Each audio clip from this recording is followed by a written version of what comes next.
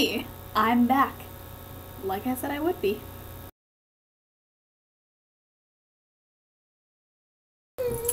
So today I'm talking about what fandoms go through during hiatus, based loosely off of the 5 stages of grief.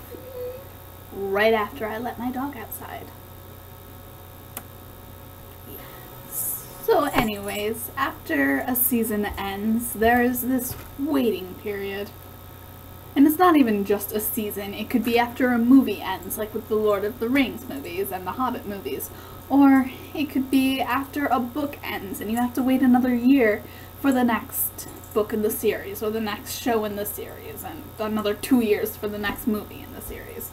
You know how it is. If you don't know how it is, I don't know why you're here. So, obviously, I'm working with the easiest fandom. Sherlock. Yeah. The Sherlock fandom. Oh, the Sherlock fandom. We go through so much hiatus. I can't even. Like, between seasons 1 and 2, and between seasons 2 and 3, we're 2 years. And so I'm going to be using the fandom experience of Sherlockians to explain hiatuses. So, yeah. Stage 1. The denial stage, or the this cannot be the end. This is when you get to the end of that season and all you can think is, yes, Moriarty, actually, I did miss you. What do you mean? What?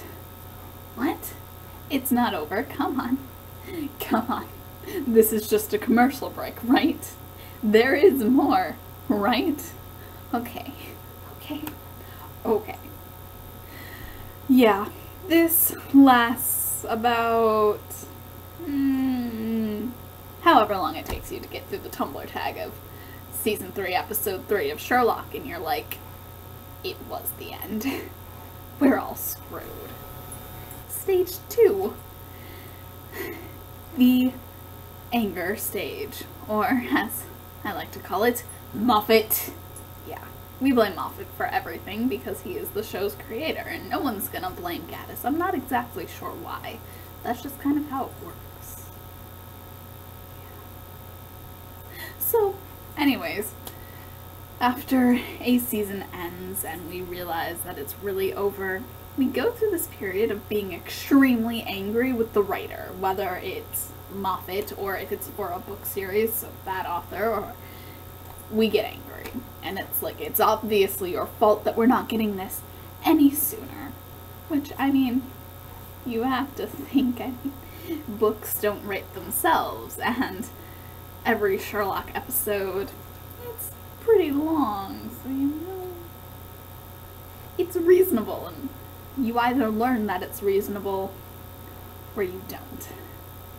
But anyways, this can last anywhere between a couple weeks and a month, because, well, let's be real, you're gonna be angry for a little while. The anger, it lasts. It makes you feel just like, come on, this isn't right. Stop being mean. But that's not how it works. So. Stage 3, depression, or basically when you realize you're the phantom that waits. And waits, and waits. And that's really all you do. And then you try and start something new. And you can't. And you try and talk to people about actual stuff. And you can't. Because you're just hung up on this show. Because you're like, but how did he survive? And how did this happen? And how did that happen? And what about this? And it's over. Why is it over? Why is it doesn't love me anymore? That's all there is to it. The show doesn't love me anymore. Which, of course, makes no sense, but depressed logic.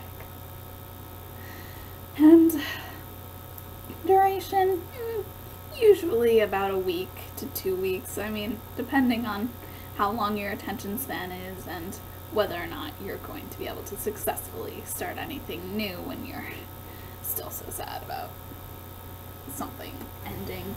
So stage 4 doesn't really fit into a 5 stages of grief model.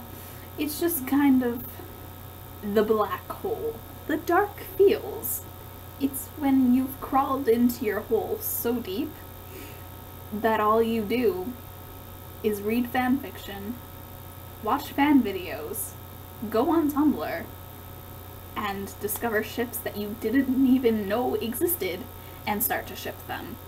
Like, yeah, we know that Mycroft and Lestrade have never met, but hey, it's a ship. I don't ship it. But if you ship it, that's okay. And I mean, you might be a diehard John Locke shipper, but you accidentally stumbled across a really cute Shirley fanfic? Yeah, you ship it. It doesn't matter. You'll take anything you can get. And fanon always is different from canon, which means you start to forget your actual morals about the show, and you start to forget what you ship and what you want to happen, because it doesn't matter. Because this fanfic was really good. Or really bad, but really addicting. Mostly it's really bad and really addicting. Duration, until you realize that all of the fanfictions are really bad and you just can't. I wasn't exactly sure what the bargaining stage would be for stage 5. I mean, yeah, on the one hand, you really want another episode, but you can't really bargain for that, so I'm like, it's kind of the stage where your hopes are really high. Like, okay, remember how after season 3 ended, we were all like, okay, but it's alright, because we're supposed to be getting a Christmas special, or something like that. Yeah. Did we get that Christmas special? No. But did we know we weren't going to get that Christmas special? No.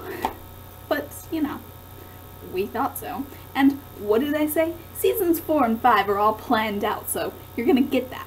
Did we get that? No. No. I mean, think that you're going to get season 4 by 2015. Well, welcome to 2015. We don't have season 4. And yeah, sure, now we're told that this year we'll get the Christmas special, but do we know? No, because what if we don't?